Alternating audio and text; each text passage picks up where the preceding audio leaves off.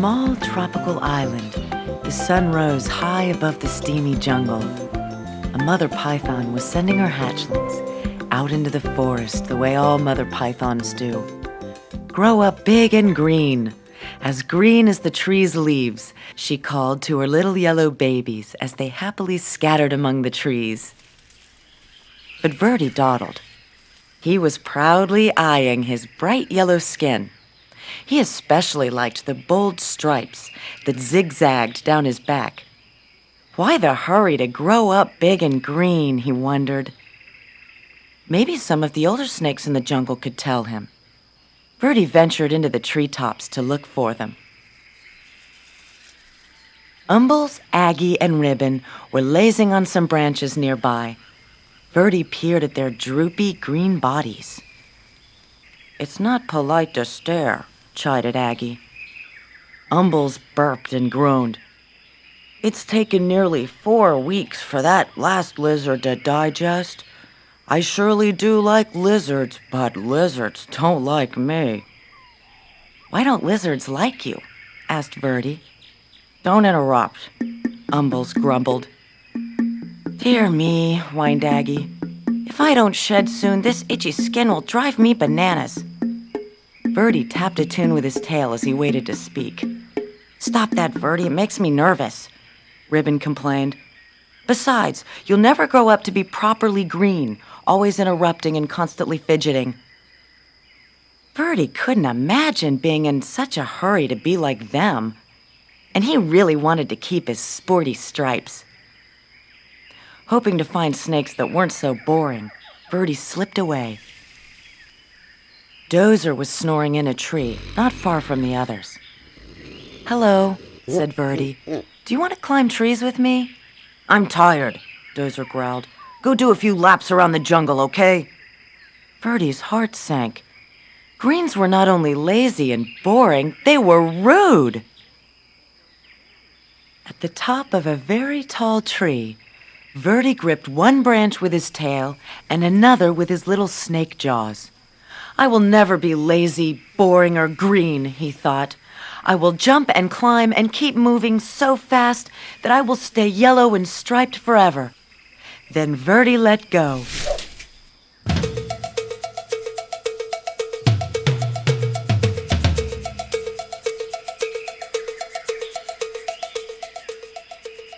From a distance, the greens watched. "Oh my," they chorused. Ribbon shook his head. "At this rate, he'll be lucky to make it to his first molt." Aggie nodded. "He's likely to put an eye out on a branch." Umbles moaned. "He may not live to turn green." But one day, Verdi's skin began to peel, revealing a pale green stripe stretching along his whole body. "Cack!" he gasped. "How can this be? I'm the speediest snake in the jungle, and I'm still turning green."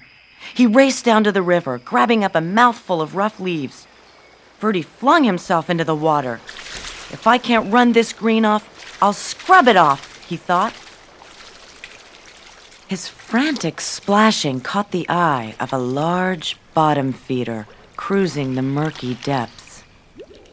"Yum," the old fish hummed. "Lunch." Before the fish could haul Verdi under, the frightened snake bit him on the nose. Hapoo! With a blast of his rubbery lips, the great fish sneezed, sending Verdi into the air. Slapping onto the soggy shore, Verdi skidded out of reach. "Whew, that was close," he sputtered. Every inch of his body was covered with wet, gloppy mud. Kind of lumpy. Kind of brown. It sure beats being green. He left the mud on. But the soft brown muck dried into a hard gray shell, and Verdi could barely move.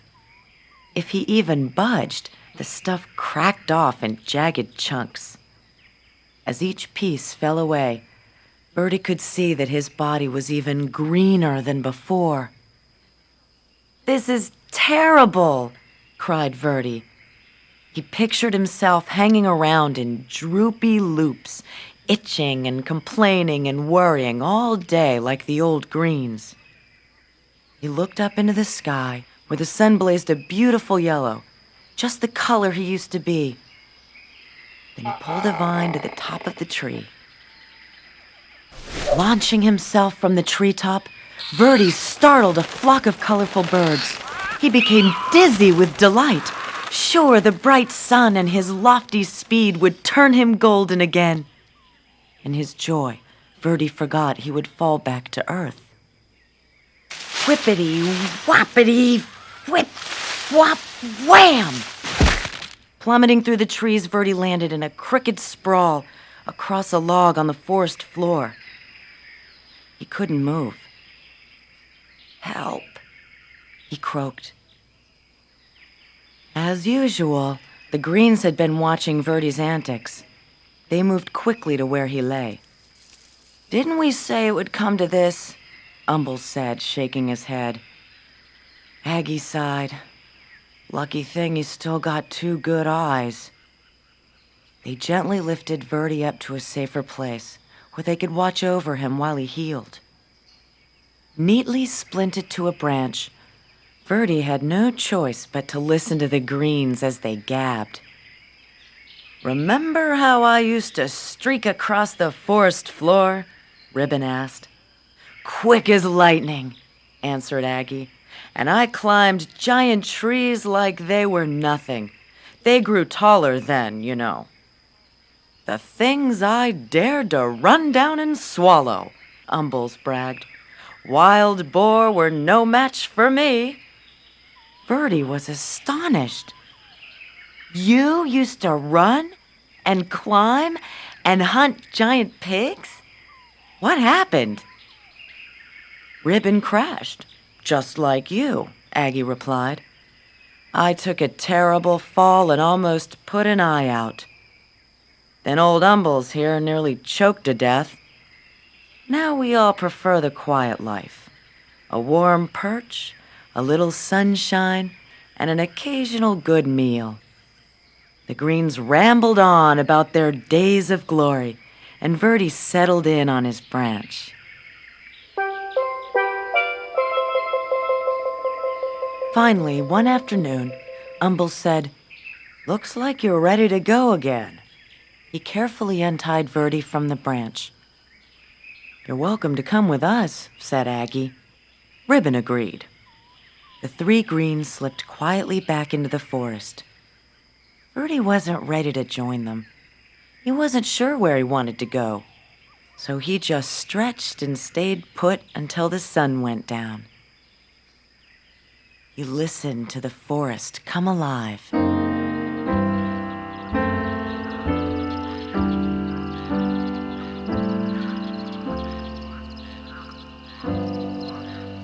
Time passed. The sun and moon took turns in the sky. Verdi marveled as the full moon grew thinner every night. Then he watched patiently as it slowly grew round again. He wondered why he hadn't noticed that before. Verdi became so green that he blended perfectly with the leaves. He was so still that other creatures walked right by without seeing him. One fine morning, as Verdi basked in the sunshine, 2 small yellow snakes approached. They tapped and fidgeted as they stared. "Get a load of that old green guy," one of them whispered. "Do you think he ever moves?" The other snickered. "I seriously doubt it." "They're just like I used to be," thought Verdi. "And I'm now what I was afraid to be." He looked at his big green body and slowly smiled. "How would you like to climb trees with me?" he asked. "With you?" The yellows were astounded. "I'll even show you my fancy figure 8, Verdi replied, though he was a little worried about putting his eye out. With practice, the 3 snakes performed a perfect triple figure 8. Leaping and looping with his little striped friends, Verdi laughed. I may be big and very green, but I'm still me. Green heart. Green heart.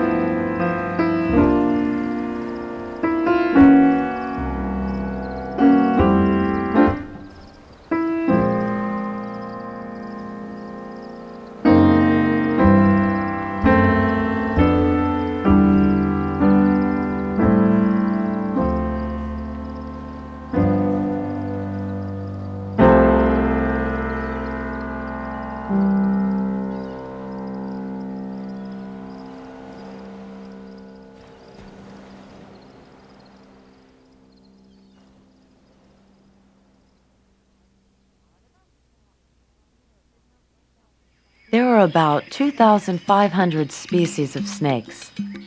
From tiny thread snakes just 4 inches long to giant reticulated pythons that grow to nearly 33 feet. Snake populations are native to all parts of the world except Ireland, Iceland, New Zealand, and the polar regions. A snake's skin is dry, not slimy as many people believe, and their scales are tough. Depending on the species of snake, scales may be shiny and smooth or very rough. Some snakes actually polish their scales by rubbing them with an oily secretion from a gland by their nose. While many snakes see very well, others are blind. Most use their nostrils to pick up scents. Snakes use an inner ear, as well as other sensors in their bodies to detect vibrations around them. Some snakes have heat-detecting pits in their faces that help them to hunt in darkness.